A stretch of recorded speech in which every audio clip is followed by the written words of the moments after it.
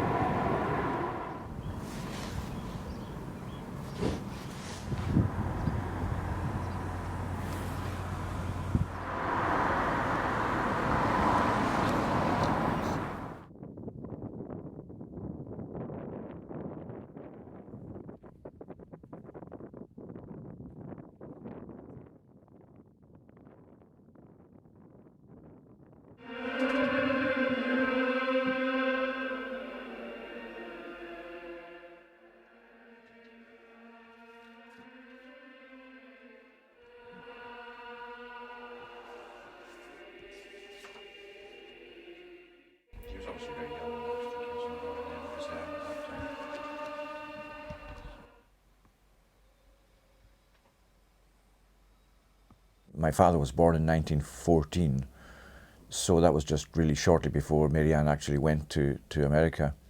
But certainly would know the family and would speak about the way that she had married into the Trump family and the organisation that became the Trump organisation.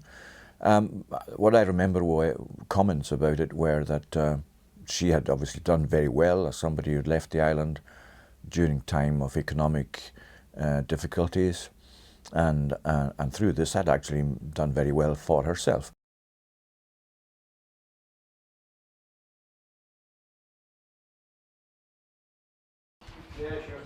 Hello there. Hello, Ronnie. Yes, How are it's you? Barry Parker. Come in. I'm in my working boots. So, is that you jingling away, Ronnie? Yeah, this doesn't stop today. No, that's a vision board coming past the Like that.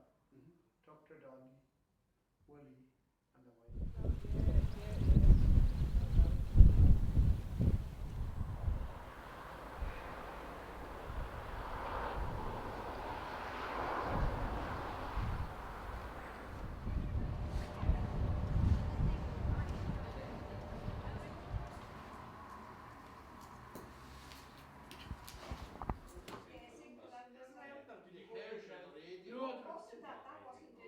The First World War, there was people, there had been a lot of casualties, and when they came back, the men came back to a land fit for heroes. They found that, well, Lord Leversham had taken over the island, and for a short spell things were looking rosy, but they were all looking for land, and because land wasn't available for them all because of farms, a lot of them had to emigrate because there had been a collapse in the fishing industry.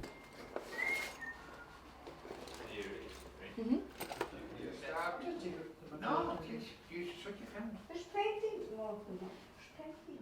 I'm important. Not right important. Just isn't that right important? If you take the people going to America and to Canada, Australia, New Zealand, and also to the central belt of Scotland, there must have been something like 3,000 or 4,000 would have left in that time.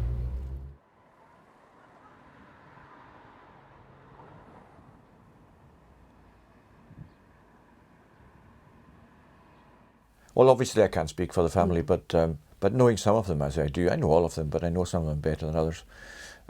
They're not the kind of people, whether they're related to Donald Trump or whoever, they're not the kind of people that would really want to go on camera, that would really want to have that sort of profile publicly. So I don't think it's the fact that they're related to Donald, or that's a feature in their life, obviously.